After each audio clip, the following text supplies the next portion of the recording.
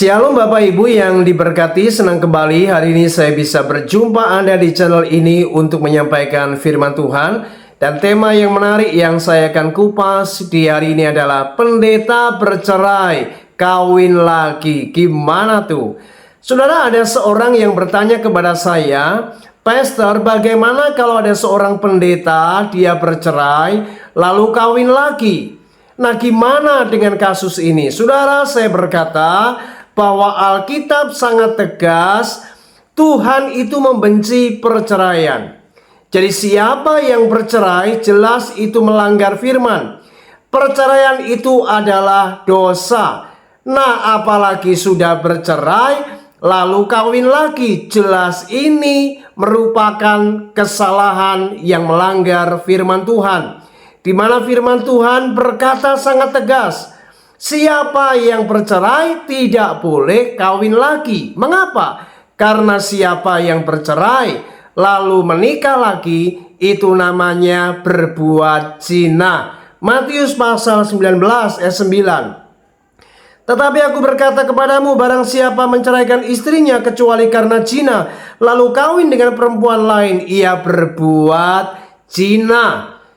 Bahkan di 1 Korintus pasal 7 ayat 10 dan ke-11.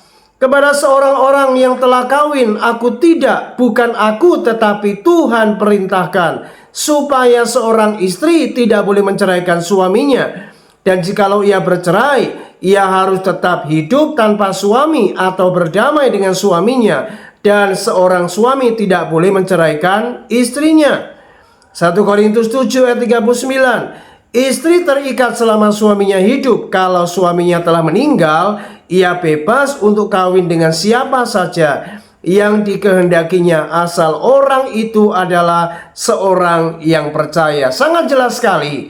Kalau ada orang menikah lalu bercerai, tapi cerainya adalah karena salah satu meninggal dunia, maka Alkitab sangat tegas berkata, mereka yang cerai mati, silakan mereka boleh menikah dengan siapapun asal itu orang percaya. Oleh sebab itu Allah tidak pernah menghendaki perceraian. Kalau mereka bercerai, maka Alkitab juga telah memberikan solusi. Mereka yang telah bercerai, maka mereka harus hidup, tidak boleh menikah lagi. Artinya mereka harus hidup dengan kehidupan tanpa suami atau tanpa istri.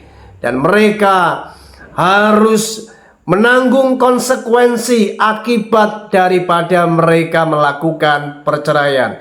Karena sebenarnya Allah tidak pernah menghendaki apa yang namanya perceraian. Alkitab berkata apa yang dipersatukan oleh Allah tidak boleh diceraikan oleh manusia. Jadi pendeta kalau ia bercerai lalu nikah lagi, yang pertama ia berbuat zina.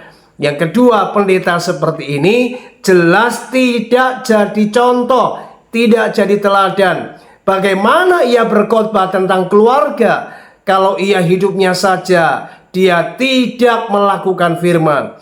Jadi pendeta yang bercerai kawin lagi, lebih baik kita tidak usah mengikuti pendeta yang semacam ini.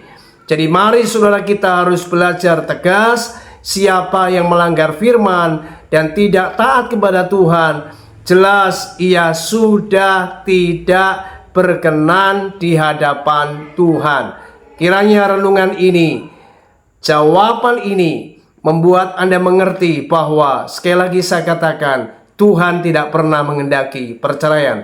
Dan ketika Anda bercerai, Anda minta ampun, pasti diampuni. Tetapi Tuhan tidak pernah memberikan solusi Anda boleh nikah lagi. Itu namanya zina. Tuhan Yesus memberkati. Shalom.